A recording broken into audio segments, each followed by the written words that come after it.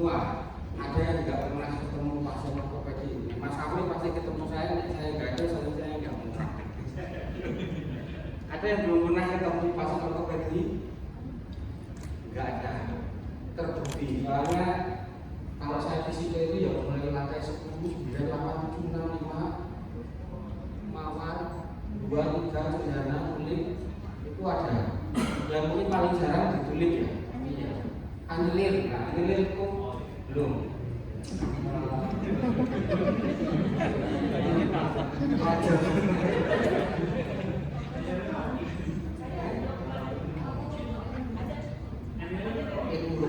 Ibu hamil ada satu saya anaknya nggak positif tapi ternyata sekretaris saya sih lahiran tapi nggak apa-apa. Ada kadang-kadang ya ada pasien ortopedi ibu hamil kayak atau mau melahirkan intinya jangan takut ketemu sama kita anak STM. Jadi pada zaman apa itu orang ortopedi itu anak STM. Kenapa kalian biasanya barang keras-keras itu barang itu apa? Oke, saya sedikit sharing aja teman-teman tentang apa itu fraktur. Kemudian harapannya teman-teman kalau ketemu nggak di sini atau di luar, kalau ketemu fraktur itu nggak ada tetangganya, kemudian cucu dari Bode, pamannya harus saya tanya tentang fraktur keris nanti. Secara definisi fraktur itu apa sih? Fraktur itu adalah terputusnya kontinuitas tulang baik sebagian maupun seluruhnya. Biasanya karena trauma, tapi bisa juga ada trauma dia jadi patah. Jadi kalau dulu teman-teman bilang oh ini visum saja, ini setengah patah enggak ada. Jadi istilahnya setengah patah itu enggak ada. Oh ini retak pak, ya itu yang sering orang umum bilang ya, ini hanya retak enggak patah. Jadi nanti teman-teman sebagai tenaga medis harus tahu bahwa enggak ada istilah retak. Pokoknya itu ada tulangnya enggak utuh, terputus kontinuitasnya seperti ini ataupun sendi itu fraktur kayak gini. Mau frakturnya cuma seperti garis atau mau ajuran-ajuran kayak ini bukan itu apa enggak saya tidak tahu. Biasanya di aja sudah bingung. Tapi intinya nggak ada namanya retak. Ya retak itu ya fraktur. Dan setiap fraktur harus ditangani. Walaupun tidak semua fraktur itu harus dioperasi, bisa saja biarin aja, diemin aja. Kadang-kadang ada ide-ide nyeleneh kalau menangani fraktur di awal.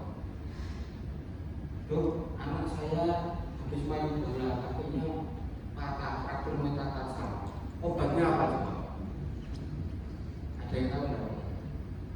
Saya waktu praktek itu, obatnya pergi ke toko sepatu. Beli sepatu satu ukuran lebih besar sama kaos kaki tebal, terus pakai jalan. Jadi beli obatnya bukan di dokter, beli obatnya enak, pasiennya semua. Dibelikan sepatu baru sama emaknya. Ya jadi tangan penanganan fraktur itu belum tentu harus dioperasi. Kadang-kadang bisa mengganti gips itu bisa dengan membeli sepatu yang tinggi dengan kaos kaki. Itu fraktur yang tidak spesifik. Itu fraktur yang dulu kita bilangnya sebagai retak, fraktur yang tidak bergeser. Lagi itu digawakan dokter juta, biar ganti bomba sedunia ya, enggak juga gitu. Jadi jangan lakukan nanti pasien atau keluarganya bahwa ketemu ortopedi harus ketemu palu, bur dan teman-temannya. Jadi mulai yang bentuknya dari ini sampai yang atau ini pada anak-anak ini patah di lengannya, walaupun tampaknya mengerikan, tapi ini cuma saya kasih ini gips seperti itu.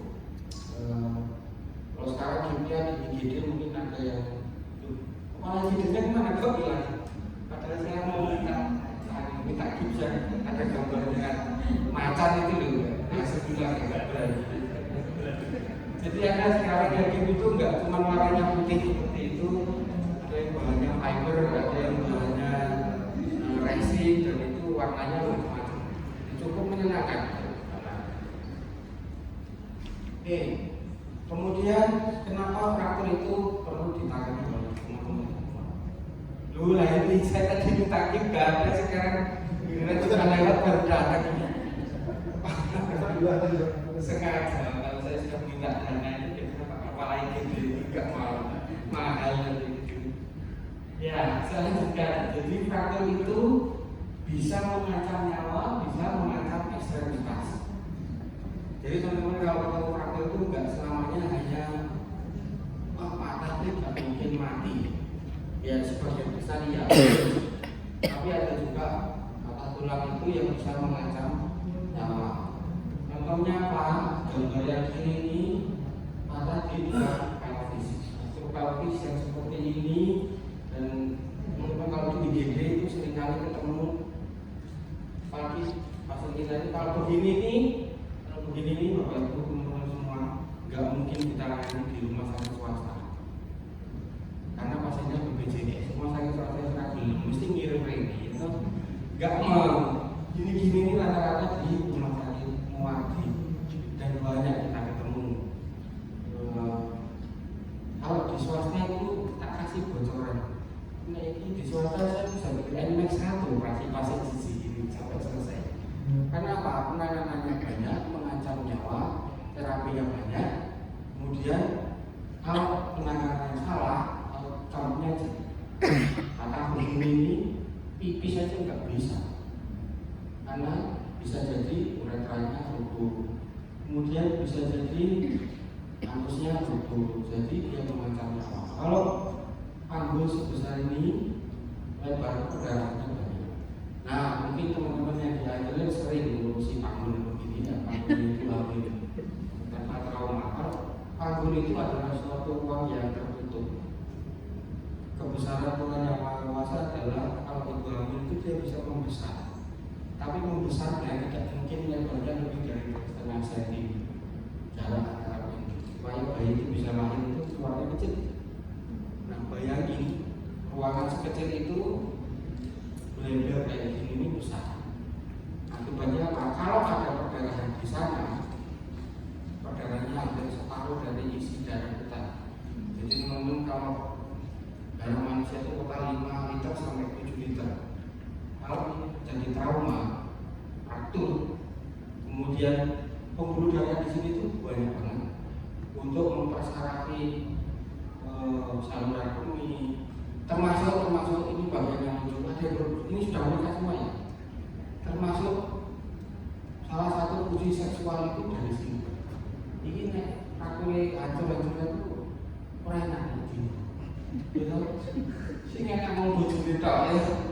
Jadi kalau sudah pernah kena begini itu mau pindah lagi. Jadi di sana strukturnya banyak. Sekali fraktur, struktur sarafnya akan hilang. Pembuluh darahnya di sana besar-besar, bisa mengancam nyawa. Kemudian selain tulang, organ yang lain juga banyak yang hilang fungsinya. Jadi di sini mengancam nyawa. Ini jelas. Atau fraktur itu juga bisa mengancam ekstremitas. Enggak mati sih, tapi ciri. Mungkin yang Jawa ada nggak dari Jawa ya? Kalau yang dari Jawa ciri, tapi kalau dari mana ke tempat itu bisa jadi ciri, jadi cacat. Sehingga penanganan fraktur itu harus tepat dari awal sampai akhir. Karena kalau enggak, itu zaman saya masih kecil, kalau di jalan itu mungkin ibu saya itu, kamu jangan ngebut-ngebut kalau naik sepeda. Nanti kalau patah tulang ciri, cakar, jamnya kok mana? Kami di sini di ortopedi itu justru dengan adanya teman-teman di sini 12 itu, bagaimana caranya kalau terjadi fraktur, terjadi trauma, salah satunya adalah meminimalisir kecacatan seminimal mungkin supaya enggak. Kalaupun ada ya cuma bekas luka lah.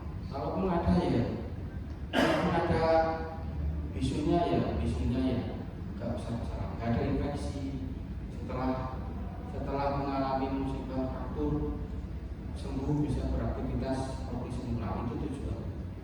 Jadi fraktur itu sendiri bukan hanya mengancam ekstremitas, tapi bisa juga mengancam nyawa. Ini nggak bisa kan? Oh ya. Nah, ini yang sering dilupakan oleh teman-teman. Kadang-kadang banyak pasien datang ke sini itu fraktur femur, dok. Kayaknya sih biasa-biasa aja. Nah, fraktur femur, tapi ternyata fraktur femur itu potensi mengancam nyawa. Mengapa? Karena pembuluh darah femur itu tulang yang paling besar di badan kita. Jadi kalau teman-teman ke pasar beli daging sapi, minta yang bagian femur itu dagingnya banyak, lalu gede, enak. Timbangannya buntut lebih besar. Nah, demikian juga di manusia, ini tulang yang paling besar. Nah, tulang yang paling besar itu juga harus mendapat asupan muskuler yang paling baik. Jadi kadang-kadang frakturnya cuma femur, tapi bisa bikin shock, bisa bikin pasien ini kehilangan darah sampai 1,5 liter per hari. 1,5 liter itu kalau itu ya 1/3 dari darah total kita ya. Kalau tidak ditangani dengan tepat, ini bisa menyebabkan kematian. Mungkin kalau biologis, kalau nggak mati, kalau seksual susah kan itu. Kalau femur itu orang-orang sering lupa, adalah fraktur femur. Tapi ternyata ya bisa berbahaya seperti itu. Karena pergerakannya enggak. Nah, itu tadi yang life saving. Yang lain-lain seperti tulang, itu banyak menyebabkan kecacatan bila tidak ditangani dengan tepat. Apalagi di Solo, teman-teman semua.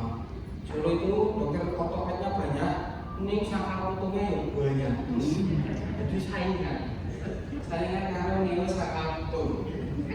Sakal untung aja sekarang pinter karena bisa ngirim ronsen ke Budi Sehat. Jadi teman. Padahal itu alat tapi dia bisa. Walaupun ya sakal putung itu setelah kita kausen angkat berani baru sampai ke sakal putungnya ya raiso moco ya. Tetap aja gak bisa baca sebenarnya. Tapi itu yang menyebabkan dan kehadiran kita sebagai ortoped ini tugasnya seperti itu, menghindari terjadinya kecacatan. Kemudian terus saya lanjutkan ya, benar nggak bos? Bagaimana fraktur itu bisa terjadi? Fraktur itu bisa terjadi karena trauma langsung, trauma tidak langsung, gaya tarikan otot, kemudian trauma yang berulang atau fraktur patologis. Trauma langsung itu sering terjadi ya kalau kita kecelakaan patah tulang, apalagi pakai sandal jepit, nggak pakai helm, terus pakai sarung tangan yang kayak itu buat masak itu selalu gitu. Setang motornya aja itu, nah itu trauma langsung bisa seperti itu, bisa patah di mana. Jadi dia terkena benda keras yang lainnya, atau trauma tidak langsung. Contohnya jatuh dari lantai 2, nahan pakai tangan, yang patah belum tentu tangannya, bisa saja klapikulanya patah, bisa saja pengurus yang patah, nggak kebentur secara langsung. 3. Gaya tarikan otot atau ablution fraktur. Contohnya pemain bola. Pemain bola itu seringkali atau yang punya anak kecil seringkali kalau salah jatuh itu bisa patah di tuberositas tibias ini karena tertarik ototnya, atau di kaki di metatarsal 5 seringkali. Saya pernah operasi mas Roni cedera. Nah itu karena kepelutir tertarik ototnya sehingga otot itu melekat di tulang. Kalau gerakannya salah, biasanya gerakan mendadak tanpa persiapan, gerakannya salah, jadi yang tertarik ototnya, tapi yang lebih lemah adalah tulangnya.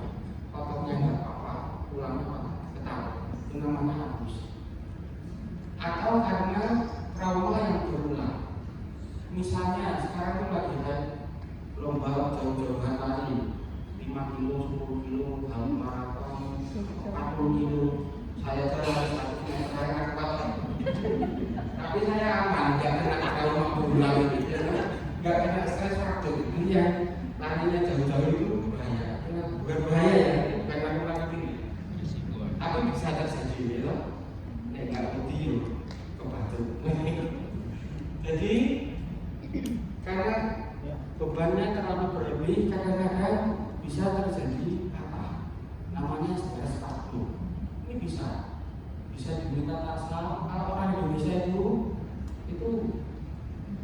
kalau tiap minggu di mana itu wali hati-hati. Saya nunggu di mana sambil makan kapsul itu sih dari pasien kurang ya. Kayak orang berlari kalau badannya gede misalnya. Ya bukan menghalangi orang yang gemuk untuk berlari ya, tapi hati-hati. Kadang-kadang dia stres faktor itu bisa hanya karena dia kebanyakan lari, bukan kebanyakan ya. Mungkin dia tidak bisa mengukur kemampuan dirinya sendiri.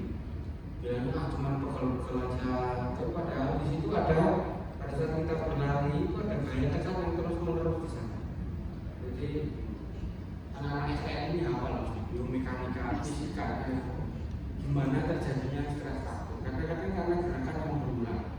Atau sekarang apa lagi yang lebih ini? Main padel. Ada yang sering main padel? Kok enggak ada sih? Nah, tenang, saya juga enggak main mahal ya. Mahal. Itu stres faktor berulang juga bisa. Tapi kalau menurut saya tanya di dokter aja. Stres faktornya di mana? Main padel itu kalau nggak salah itu gabungan antara tenis dan apa ya? Pingpong. Ya, kan dua hal yang sangat berbeda. Tenis itu mainnya di lengan, sementara pingpong itu mainnya di pergelangan. Digabung dua-duanya. Orang nggak pernah olahraga, nggak pernah apa, main padel, terus foto-foto, mainnya saja, kemudian terjam, itu bisa terjadi stres faktor di olahraga atau di lateral frontal humerus. Jadi patahnya kecil, tapi efeknya apa? Nyeri kadang-kadang. Terus saya kok sakit ya, habis main padel, habis main padel seminggu 3 kali, terus diperiksa. Pasien pertama nggak patah, tapi ternyata dia nyerinya mergo dikejar-kejar bojone duitnya entek bukan padel. Pasien yang kedua diperiksa, oh iya ada patah di situ. Jadi tampaknya sederhana tapi bisa menjadi atau yang terakhir adalah faktor patologis. Kadang nggak pakai jatuh, nggak pakai apa, bisa jadi patah. Nah itu yang sering kali mungkin teman-teman ketemu saya di ruangan, pasien bekas pasien usia tua, pasien dengan diabetes yang mengkonsumsi obat panjang itu biasanya kualitas tulangnya memburuk. Jadi nggak pakai jatuh pun bisa jadi patah.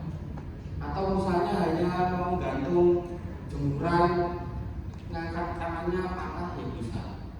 Penyebabnya macam-macam. Gak melulu mesti karena padat, tapi bisa juga karena mungkin minum obat dalam jangka panjang sehingga mempercepat terjadinya osteoporosis. Itu bisa yang namanya faktor patologisnya. Itu nggak menyenangkan, tapi ya sekali lagi membuat cacat. Pasien yang dulunya bisa jemur baju sendiri jadi nggak bisa karena faktor patologis di virusnya bisa. Itu bahaya ya, sehingga hal-hal seperti ini harus kita waspadai bersama.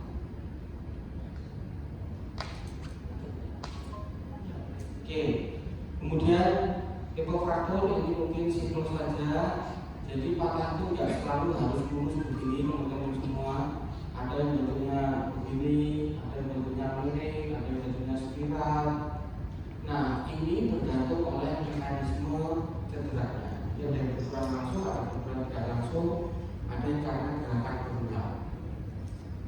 Kalau ini kan menurut buku di luar negeri ya, tapi biasanya yang saya sering temui itu ada hipofraktur klasifikasi rumah sakit Muardi.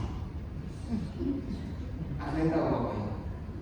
Itu frakturnya tidak akan kabar bentuknya, tulangnya ada di mana, bajunya di mana, ototnya di mana, kulitnya kayak apa, sakit hancurnya itu ujung-ujungnya sering-sering dibawanya ke Muardi. Beberapa bisa tidak kita amputasi.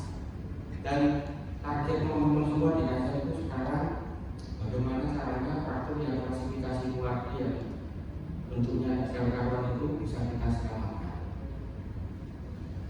Jadi patah itu bentuknya bisa macam-macam, tetapi biasanya karena mekanisme yang 5 itu tadi, bentuk patah itu ya gitu-gitu aja.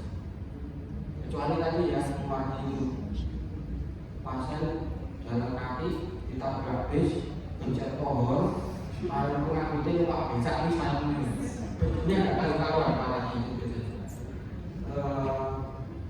Itu yang sulit ditemukan di buku, adanya di Muardi. Kalau di buku adanya bentuknya kayak gini, jelas. Nanti ukirnya kemana, kemudian bentuk patahannya seperti apa, biasanya mengikuti pola-pola. Nah, terus saya lanjutkan, faktor yang bentuknya macam-macam itu nggak tiba-tiba langsung nyambung. Ada tahapan-tahapannya. Jadi kalau kita patah, itu ini dari tulang ya, kemudian ada sesuatu yang patah di sini. Itu biasanya ada perdarahan. Perdarahannya dari mana? Bisa dari periosteum atau lapisan pembungkus tulang. Bisa juga ini baterainya tidak berarti sepanjang kan? Gak bisa. Jadi bisa dari pembuluh darah dari tepi ini atau dari dalam tulang. Jadi kalau seorang mengalami fraktur, proses pertama yang terjadi adalah ada perdarahan dulu di sini. Kemudian darahnya biasanya akan menggumpal. Seperti kalau kita memar atau di dalam tulang. Kemudian tahap kedua, keping-keping darah itu trombosit itu yang pecah di sini itu akan merangsang munculnya inflamasi, kemudian merangsang sel-sel baru untuk tumbuh. Nah, sel-sel tulang baru kalau tumbuh, dia biasanya akan membentuk benjolan seperti ini. Jadi tulang itu kalau sembuh itu nggak mungkin tiba-tiba langsung jadi lurus, pasti benjol. Itu tulang muda sebenarnya yang didapatkan hasil dari perdarahan, kemudian perdarahan merangsang tulang untuk tumbuh, sehingga tumbuh pertama kalau orang fraktur itu biasanya nggak langsung lurus. Nah, kemudian setelah itu sesuatu yang menggelembung ini akan memperas menjadi tulang yang baru, namanya pembentukan talus. Ini yang awalnya isinya tulang lunak, tulang muda, dengan fase berikutnya itu menjadi keras. Makanya kalau habis fraktur itu kadang-kadang dapat resep itu obatnya ortoped itu gampang. Paling kalau sikam sama sepatosi itu serapu. Itu diresepi 10 tahun itu iya. Karena yang kita butuhkan hanya mineral tulang. Walaupun teman-teman tahu bahwa sebenarnya bukan hanya kalsium yang kita butuhkan untuk tulang itu sembuh. Ada mikronutrisi. Jadi sebenarnya kalau kamu bagus itu ini nggak promosi obat tapi benar. Jadi biasanya isinya bukan hanya kalsium kalau pemain-pemain itu. Biasanya saya sering ngomong sama farmasi nama obatnya hasil. Nah, kenapa? Karena sebenarnya tidak hanya membutuhkan kalsium. Ada magnesium, ada zinc, ada mangan, ada fosfat. Itu semua dibutuhkan dan semuanya mikronutrisi. Jadi kalau dokter itu ngasih obat biasanya cuma sehari sekali itu satu tablet suplementasi kalsium. Hanya untuk memastikan mineral tulang ini berjalan dengan baik. Nah, kalau sudah bergembung begini, melembung, fase terakhir pembentukan tulang akan mengalami remodeling atau tulang yang dulunya singset ramping itu akan menjadi rambutan.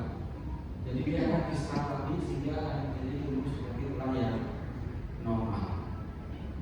Nah, yang sering kali ditemui oleh teman-teman mungkin tetangganya atau saudaranya bapak itu kalau dia terus itu harus ditunggu boleh dipakai napak, baru boleh dipakai tengkuk lututnya, baru boleh dipakai gerak bahunya gitu ya. Seringkali kan ketemu begitu. Sebenarnya itu hal yang salah.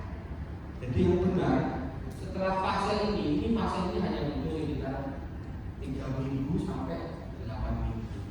Jadi kalau dengan saya 1-2 bulan itu sudah masuk ke fase ini. Di fase ini itu kalau di ronsen kelihatannya masih ada patah. Bahkan kadang-kadang patahnya bertambah lebar. Mengapa? Karena diisi oleh jaringan.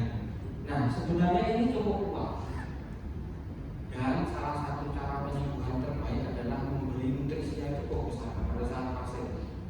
Sehingga teman-teman kalau ketemu pasien pasca ortopedi itu nggak usah ditunggu lama. Begitu ketemu tulang tapak sudah hitam, ada bekasnya gitu, ada ini kok garis patahnya tambah jelas. Iya, justru harus segera digerakkan. Justru harus segera kita mobilisasi. Kalau dia pasang gig harus dilepas.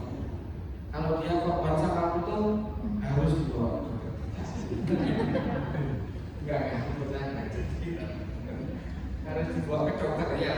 Itu apapun fasenya dibawa ke dokter. Jadi intinya kalau kita mau mengimobilisasi pasien nggak boleh lama. Setelah operasi, setelah dipasang gig, setelah apapun tindakannya nggak boleh lama-lama tiduran. Jadi kalau saya visiter, pesan saya pertama minimal pasien itu pasti saya suruh untuk duduk. Kalau bisa suruh kamar kaki, kalau bisa lagi suruh gerakin jari-jarinya.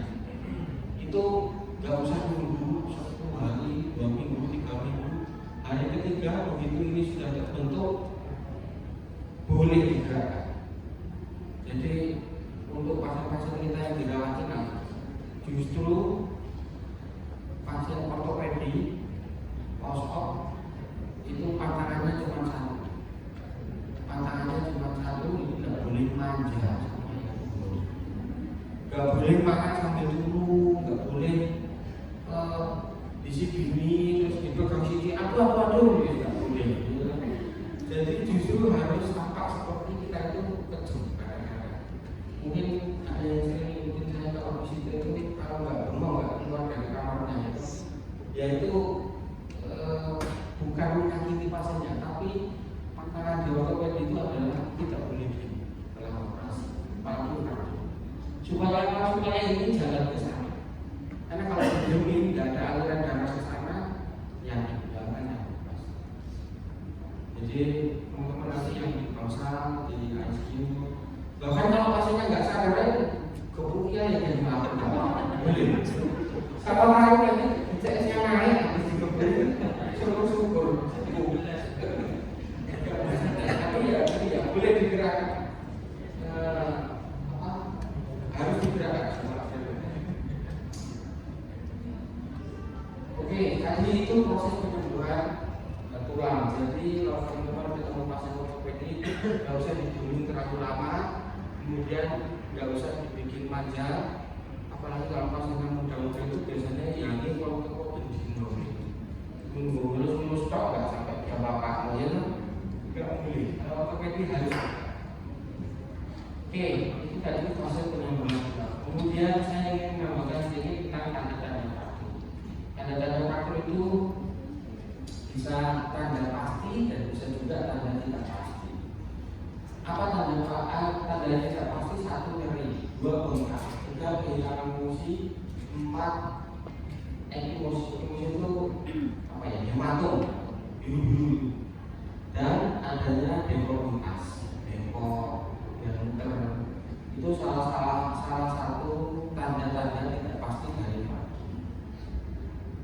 Kemudian yang kedua ada juga tanda pasti dari kaku. Apa itu gravitasi? Gravitasi itu kalau kita pegang itu yang terbang. Atau adanya deformitas yang jelas, bengkoknya itu mungkin ada tanda kaku. Kemudian ada pola movement atau gerakan yang tidak pada tempatnya. Harusnya misalnya lutut itu bisa geraknya menurut ini. Tiba-tiba bawahnya kok bisa gerak juga ya? Pasti karena pasti. Kemudian kalau ada kaku yang terbuka kelihatan baru. Jadi di setiap pulang kelihatan selalu kita anggap sebagai orang kaku dulu sampai terbuka. dikenali sehingga dan itu membuat teman-teman ortoped itu kalau visitor itu nggak pernah pakai stetoskop lagi karena teman-teman itu sudah lupa kalau pakai stetoskop sampai stetoskop dibawa sebulan kali kalau coba ini teman-teman ortoped itu sudah lupa. Jadi karena apa? Karena pemeriksaan fisiknya cukup dengan melihat kemudian memegang dan menggerakkan itu. Jadi teman-teman ortoped itu biasanya dikasih stetoskop itu bingung ini mau dimakan apa mau diambil mau lupa caranya makanya nggak bisa. Jadi nggak perlu kalau menemui visitor harus dikasih stetoskop. Apalagi kalau misalnya dokternya itu tambah lupa itu dikasih stetoskop malah dijual biasanya. Tambah gitu.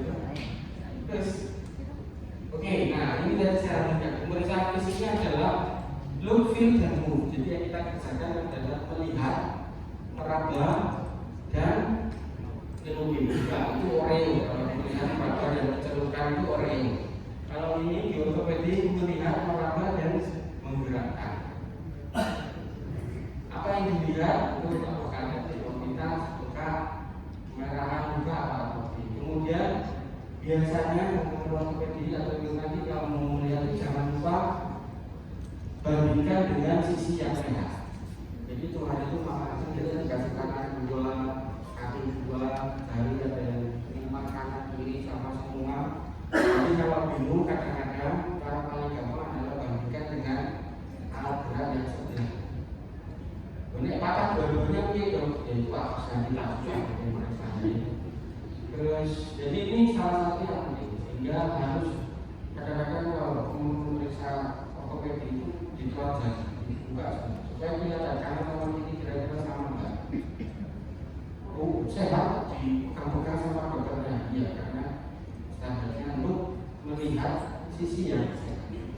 Kemudian yang kedua diraba untuk mencari yang tekan kemudian melihat adanya panas adanya peradangan adanya infeksi apa di situ atau melihat adanya gejala. Kemudian melihat suhu kulit, posisi jaringan atau adanya infeksi. Kemudian yang terakhir pemeriksaan ortopedi itu selalu harus digerakkan. Menggerakkan sendi baik secara aktif itu kita meminta kepada pasien atau pasien itu pemeriksaannya yang menggerakkan. Nanti kita menilai adanya keterbatasan gerak. Jadi saat ada perbedaan dibandingkan dengan sisi yang normal. Jadi teman-teman kalau punya kasus ortopedi jangan ragu-ragu, telanjang pasien. Yoga ditinggal, gak ekstrim gitu ya. Mas Afri ini seneng gak dengan koni. Sing loro kanan sing bisa tak kiri di sana. Tapi memang benar karena harus dibandingkan dengan sisi yang sehat. Oke, lanjut.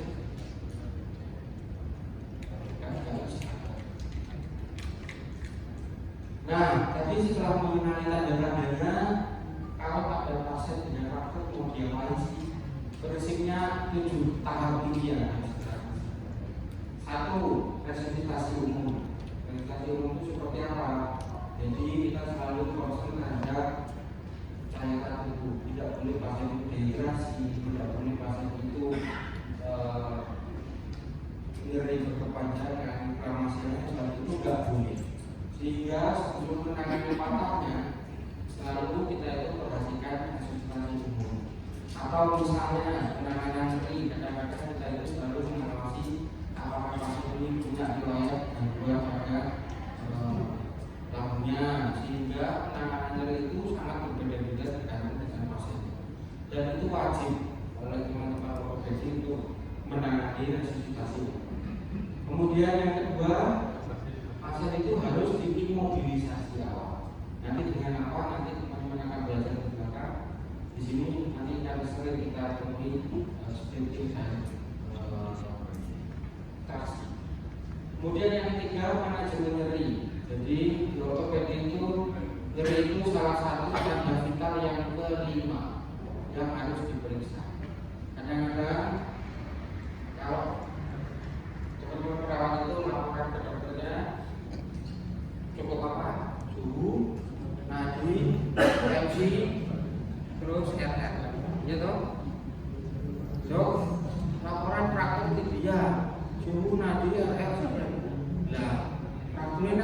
kurang dilapor. Ternyata pasiennya sebelum ditelepon sudah bengok-bengok di belakang.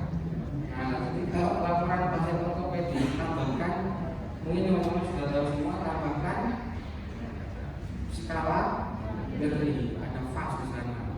Fasnya berapa? Kadang-kadang dokter ortopedi itu nggak pinter. Tensi 90-60, jawabannya itu langsung jantung ya. Tapi soal obat, tapi dia akan lebih concern. Seorang dokter ortopedi akan lebih concern kalau dok fasnya 6 atau 7. Itu kalau dilaporin gitu tidur mesti bang. Kok iso itu ya? Kenapa? Itu mesti akan masuk. Tapi kalau dok RM-nya 30, konsul paru enggak iso ngobat. Ya gitu jawabannya. Itu iya saya lihat di sini pasien batuk pilek saya belum. Lupa saya. Cuma itu meloxicam kalau menurut sini. Tapi intinya kalau tadi di ortopedi sangat penting. Jadi kalau mau melaporkan kondisi pasien di ortopedi, pasiennya juga itu dokternya pasti yang mulai. Kayak dilaporin dari nadi jauh-jauh ujung-ujungnya konsul interna, konsul anak, konsul luar di konsul 10 juga jadi. Padahal tingkatannya 30 tidak bisa masuk. Kemudian seorang kalau kita menemukan pasien dengan fraktur, kita harus bisa melakukan reduksi sementara dan nanti akan dilanjutkan dengan reduksi definitif. Nah, seringkali tata laksana fraktur itu seringkali menyebabkan juga perawatan lengkap di ortopedi. Dan terakhir, semua pasien ortopedi tidak pernah lepas dari rehabilitasi. Jadi selingkuhannya dokter orto itu pasti dokter rehabilitasi. Siti konsul pasti ujung-ujungnya. Karena apa? Karena tadi tujuan kita adalah menghindari cedera cacat.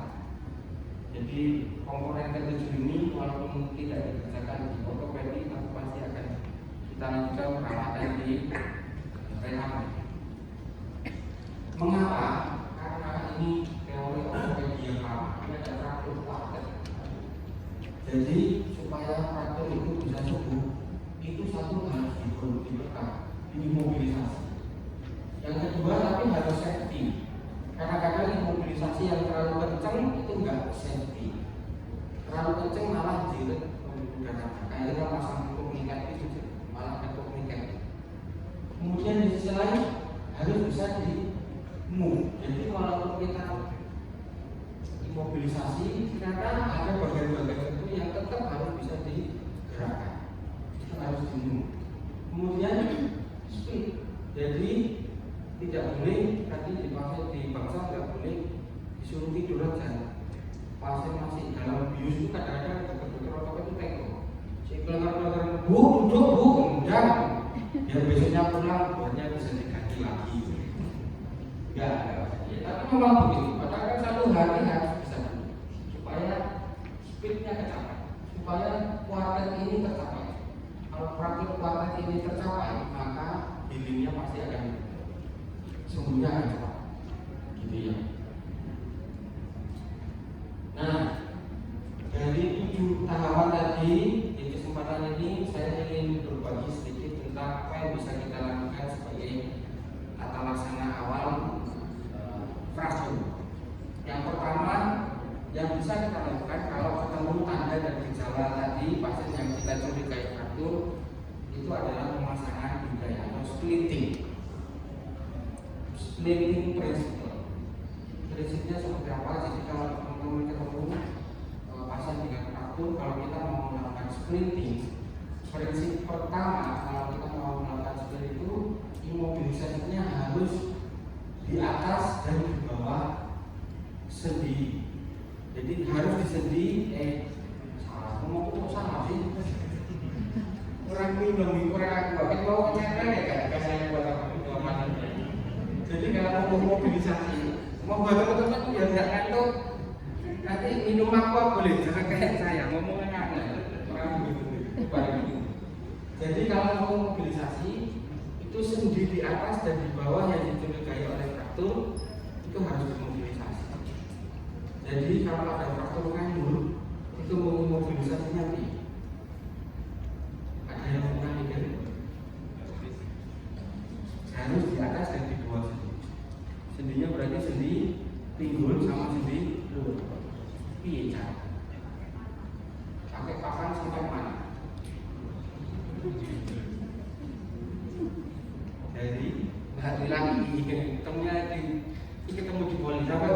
Bisa dikeliru apa soalnya di poli? Iya, harus sampai bawah lutut, atas kan? Tanggulnya sama. Ya, jadi sampai sini sebenarnya.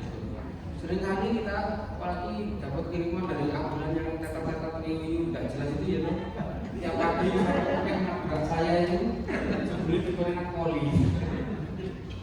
Itu kadang-kadang pasang splinnya ngawur. Splin boleh nggak fraktur memang? Boleh, asal masanya betul.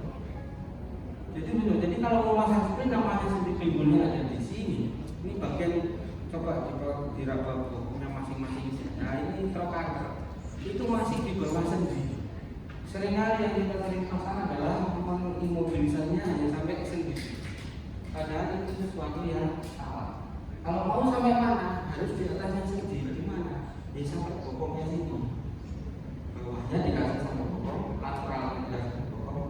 Yang sisi sini baru sampai selangkangan saja. Itu baru bisa disebut. Nah itu kadang-kadang prinsip ini sering dilupakan. Kemudian fraktur radius distal, splinnya sampai mana? Splinnya yang sering kita ketemu gede-gede biasanya sampai sini, sampai bawah itu. Ngapa dok? Ini apa mbak? Enggak dipasang ternyata. Kasihan dok, pastinya pengen iso ngumpil dan iso sampai sini. Iya enggak, gitu juga maksudnya ya. Jadi intinya harus dimobilisasi pada sendi di atas dan di bawah. Kalau frakturnya radius distal yang berarti kliniknya sampai mana? Sampai ke sini, melewati sendi sini. Itu yang benar. Jadi jangan bilang orangnya jangan bisa ngumpil. Tapi prinsip pertamanya harus di bawah, mengenai sendi di atas dan di bawah. Kemudian pada saat memasang splitting, pertahankan alignmentnya, lurusnya. Jadi nggak ada tulang yang memang. Kemudian sebisa mungkin panjangnya dipertahankan, jangan dibikin jadi pendek. Jadi boleh dilakukan tarikan atau traksi pada saat kita mau memasang split. Tampaknya sederhana tapi itu sangat bermanfaat untuk mengurangi nyeri. Terus kemudian sebelum pasang split, sebelum pasang bidai, itu standarnya adalah harus dipasang padding sekuatnya. Nah ini tidak tahu kepala gede karena ngamunya apa enggak. Biasanya kalau masang split itu ngabisin sobat juga harus pakai gitu ya. Mudah-mudahan enggak kepala gede ya. Oh sabar. Simpan soalnya. Oh iya. Jadi mau enggak dipakai. Oh ya itu dipakai. Jadi kalau masang split itu dikasih sobat supaya apa? Supaya komplikasinya nanti enggak muncul. Jadi apalagi di bagian-bagian yang menonjol.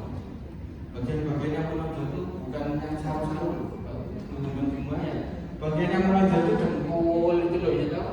Dengkul apa? Ini apa? Pinggul. Pakai kan? Sudah jadi tak pakai. Padding. Tetap. Walaupun ada busanya, itu melekatnya pada splitnya. Jadi yang pakaian sekarang itu kan ada busanya di splitnya ya. Idealnya adalah sesuatu yang melekat pada kulit itu harus kita khusus. Walaupun itu campur dengan busa. Mengapa? Karena split itu bukan hal yang diam. Dia kadang-kadang ada mikromovement goyang. Itu gesekan di sini dia kan bisa membuat cedera. Bukan cedera ya, membuat apa sih? Eksporiasi nanti lama-lama. Jadi walaupun pakaian yang sudah ada umumnya itu standar adalah yang dikasih bantalan yang orangnya, jangan splitnya. Nanti yang sembuh nanti splitnya kalau itu dikasih bantalan, bukan orangnya yang patah. Karena apa? Karena ini gampang nekrosis itu tadi.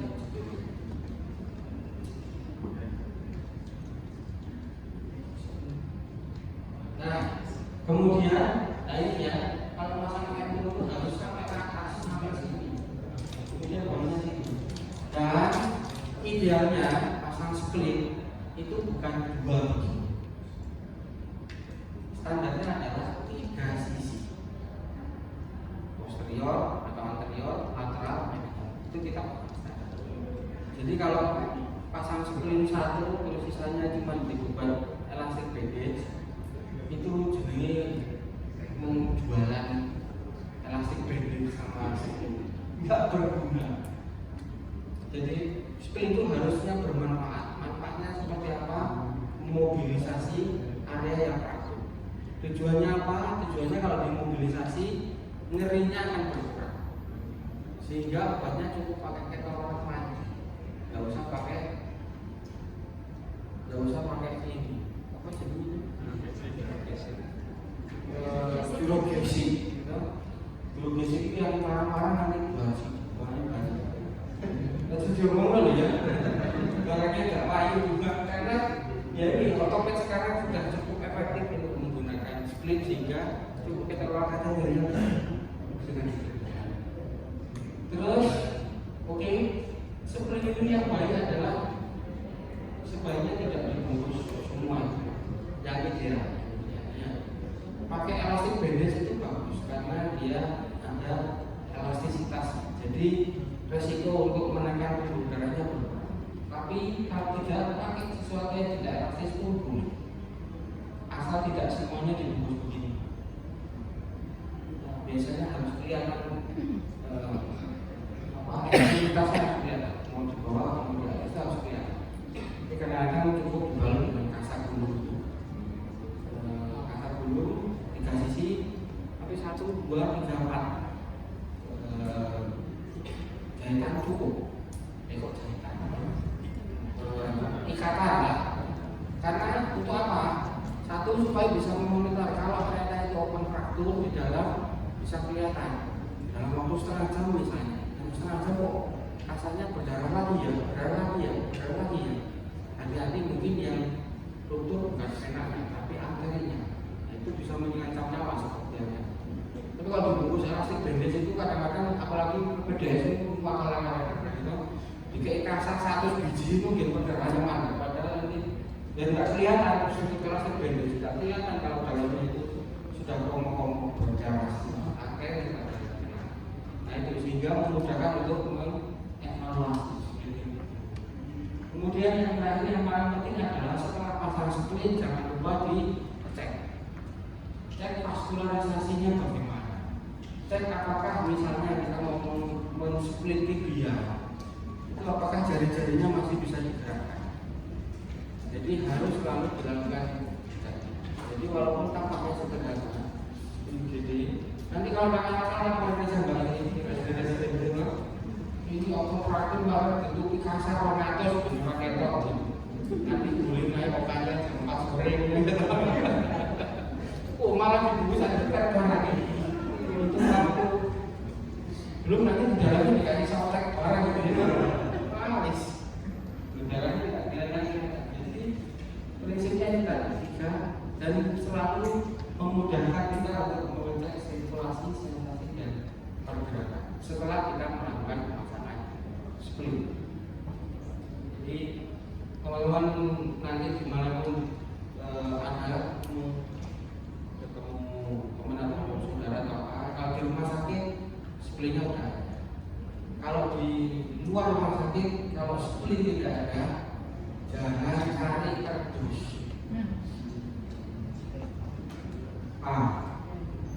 Kenapa nggak boleh cari kardus?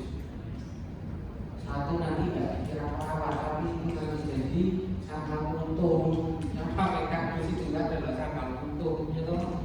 Yang kedua, kenapa kita tidak sarankan pakai kardus? Karena ada tuh sering sambal untung, kita loh dikasih kasar, dikasih kardus, tambahin apa?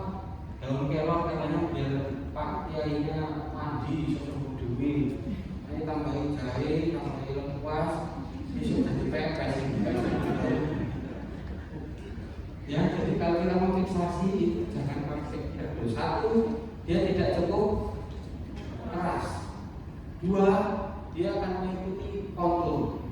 Yang ketiga, begitu kita ikat, maka bagian yang kita ikat itu seperti suatu jilatan kecil ini, seperti tourniquet yang dengan mudah mencederai vaskular. Makanya kenapa kalau dibawa pasangan untuk itu sering-sering terjadi kompartemen sindrom, parunya mati, karena dia pakai itu, pakai kardus. Kemudian kedua yang nggak boleh apalagi pelepah pisang, yaitu hampir sama seperti kardus, karena dia kalau jiratnya yang bekerja, bagian yang lain tidak bisa merelaksasi. Ini apa ya? Dijirat ya, berarti ikatnya itu yang bekerja, bagian lain. Jadi kalau tidak ada spring yang sudah digunakan sesuatu yang keras. Kalau saya pernah bertugas di daerah bencana di pos, nggak ada kayu, itu lebih baik pagar saya jadikan. Yang pagar saya jadikan spring daripada saya pakai pelepah pisang. Pisang ini, demok pisang ini, itu jangan. Karena yang kejirat hanya yang diikat, yang tidak diikat itu tidak bisa memproduksi racun. Oke, jadi usahakan sesuatu yang keras. Nah, itu tadi tentang spring. Jadi mudah-mudahan teman-teman nanti di pelatihan ini bisa sangat paham tentang spring. Nanti bisa ngecek itu neo sana itu. Orang ini tapi tersalah caranya ya setelah itu pelatihan. Kemudian bagaimana imobilisasi fraktur, imobilisasi awal fraktur yang sering kita kerjakan selain spring adalah pemasangan traksi. Ini sering ada kita pasang di ruangan. Ya. Traksi itu bisa dari segi traksi, bisa skeletal traksi. Nah kalau ini yang fungsi untuk mobilisasi dari prosesnya harus di atas, sendi di atasnya dan sendi di bawahnya. Loh ini boleh dong, ternyata dia frakturnya femur yang dekat sini. Kalau skin traksi justru tidak mengikat semua. Jadi kalau skin traksi justru di bawahnya. Karena dia dibantu oleh tarikan botol aqua yang biasanya digantung di salah gitu. Itu botol aqua itu kalau sudah selesai operasi itu diubah.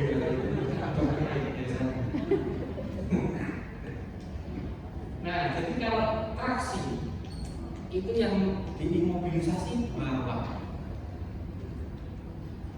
Supaya apa? Supaya dia ketarik. Dengan ditarik oleh otot atau ditarik oleh skeletal traksi, maka fragmen frakturnya itu akan berhenti bergerak. Dia nggak akan mungkin kemana-mana karena ketahan oleh otot. Jadi kalau traksi masalahnya di bawah. Kemudian kalau traksi itu untuk mengimobilisasi ini pak fraktur femur ya, traksinya di bawahnya sini, tidak harus dua sini, boleh di dalam sini, boleh di luar sini. Yang penting harus ada alat traksinya, boleh yang skin traksi ini tinggi banyak, boleh yang pakai pin skeletal traksi begini, boleh pinnya ada dua itu juga boleh satu traksi. Kemudian kalau kita mau memasang traksi, yang kedua selain ada traksinya, yang kedua harus ada akuarnya. Itulah akuar. Ini sekarang mereknya apa yang ada di ruangan ini? Lebih mineral atau ya, lebih mineral dibungkus dengan plastik warna oranye. Itu kalau difoto lucu loh. Beban gitu. Tapi intinya, jadi beban ideal harusnya beban itu tidak besar-besar seperti itu. Jadi beban yang ideal sebenarnya adalah beban besi ya. Mengapa nggak boleh dikasih aqua? Karena aqua itu sifatnya areanya besar. Resiko distribusi gayanya tidak seimbang. Karena aqua itu nggak mungkin tiga jajan lurus ini. Kadang-kadang ada sini menceng ini, satu di menceng ke sana itu. Belum nanti kalau ada jam kunjungan pasien itu dia beli sama keluarga pasien itu juga berkurang lagi bebannya, itu tidak ideal. Walaupun nariknya pakai kresek loreng-loreng itu tidak ideal. Idealnya adalah traksi itu ujungnya kaitnya satu, bebannya kecil supaya dia tidak arah traksinya tidak berubah. Jadi ada gaya yang bekerja di sana. Kalau dikasih beban aqua itu bisa lari ke kanan ke gayanya akan berubah. Sehingga tujuan kita mengimobilisasi tadi tidak tercapai karena goyang-goyang itu ya yang patah itu goyang-goyang. Jadi pastinya sakit-sakit. Tetap ya. Kemudian yang ketiga, ini waktunya 5 menit lagi. 5 menit. Kakek cari. Lambe garing ini sih kemudian yang ketiga, kalau pasang traksi itu jangan lupa prinsipnya harusnya ada counter traksi. Jadi traksi yang kita pakai di ruangan itu kadang-kadang sebenarnya salah. Yang benar bagaimana? Yang benar setiap 2,5 kilogram beban itu harus naik 2,5 cm kaki. Biasanya dinaikkan bukan kakinya, kaki bed itu harus naik. Dulu ada kayak kuncinya roda itu saya punya waktu itu zaman saya bekerja zaman 2010 itu suruh itu diganti supaya apa? Karena traksi itu kalau kita nariknya lurus begini dikasih beban ke bawah itu pakai aqua itu yakin saya dapat 2 hari nggak pernah di mesin dokternya itu aquanya sudah sampai ke lantai itu sudah nggak ada karena dia tidak ada kemampuan traksinya. Jadi mineralnya itu sudah sampai ke bawah, nggak jadi 5 kilo lagi bukan, jadi setengah kilo karena dia pasti akan keseret kan, dia harus ada counter traksi untuk membuat beban itu tetap bertahan di sana.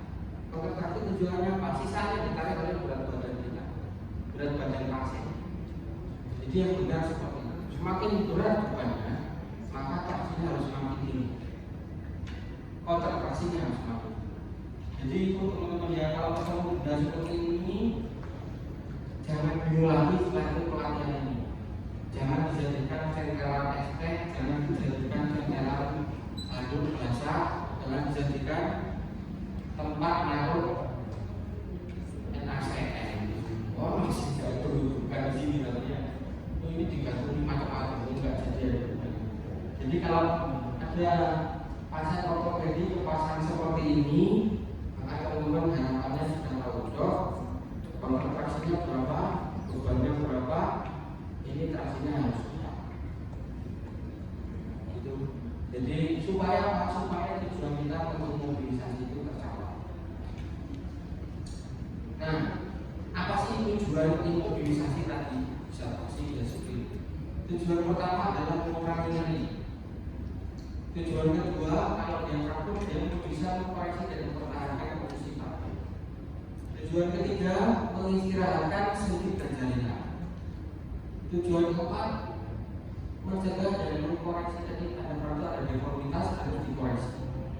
Kemudian biasanya kalau di sini itu tujuannya hanya menunggu sebelum tindakan definitif dikerjakan. Dok, angin dok. Operasi ya, nggak usah ditraksi ya, biarin aja. Jangan, nanti pastinya akan menjadi terlalu. Kemudian ada yang keenam sebenarnya. Kalau kita traksi, itu tulangnya sudah koreksi sendirinya. Ujung-ujungnya apa? Ujung-ujungnya kalau kita akan melakukan operasi, operasinya jauh lebih mudah daripada waktu masih dia maka begitu belum ditarik kita operasi itu namanya kan. Jadi dengan traksi itu akan memudahkan tindakan definitif yang akan kita kerjakan. Kalau dia harus dioperasi. Terus, nah ini yang terakhir, kenapa sih harus bisa menangani traksi? Karena komplikasi itu, karena traksi itu sendiri bisa menyebabkan komplikasi. Seringkali bisa menyebabkan kelemahan otot karena lama tidak digunakan. Sekali lagi tadi ortopedi itu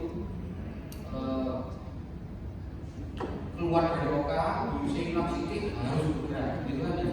Nah kalau kelamaan tidak digerakkan dia juga kelemahan otot. Kemudian seringkali kalau kita pasang traksi yang seringkali tidak diperhatikan ini yang paling infeksi saluran kemih. Kalau anemia ini saya ambil dari buku anemia. Ini anemia pada orang Eropa kan. Orang Indonesia itu nggak usah ditraksi anemia dulu. Jadi bukan komplikasi. Komplikasi yang sering itu infeksi saluran kemih. hidungnya sering penuh, itu menyebabkan infeksi paru. Kemudian traksi sendiri juga menyebabkan komplikasi normal. Seringkali kulitnya tertarik-tarik, itu bisa laserasi kulit. Ya. Kemudian kalau pakai skelter traksi, biasanya di ujung-ujung pin traksinya itu bisa infeksi. Kalau di luar itu biasanya pakai botol Cefazolin. Ya. Pakai botol Cefazolin apa mau ditutupi plester nanti? Botol Cefazolin itu biasanya ya. Iya. Regane 500 kok botol itu payu, ya kan? Ya, itu ada gunanya. Salah satunya, tapi memang sebenarnya bukan pakai botol Cefazolin ya. Ada sebenarnya pinnya itu, pin closer itu ada sebenarnya. Jadi itu disposable dibuang, biasanya bentuknya seperti karet. Itu untuk mencegah transmisi infeksi dari pinnya itu ke kulit. Tapi ya karena Indonesia itu orangnya kreatif ya, isinya botol Cefazolin, macam pil apa itu yang kadang perawatnya pakai pembunuh Cefazolin sih kalau isinya di situ saja begitu. Jangan itu harusnya botol kosong, jangan yang ada di sini. Kemudian yang ketiga, nariknya kemana tanpa kontraksi kadang-kadang menjadi cerita pada saat lebih biasanya pasiennya kesemutan. Jadi kalau pasien kontraksi ada kesemutan, mati rasa, hati-hati, mungkin terjadi komplikasi.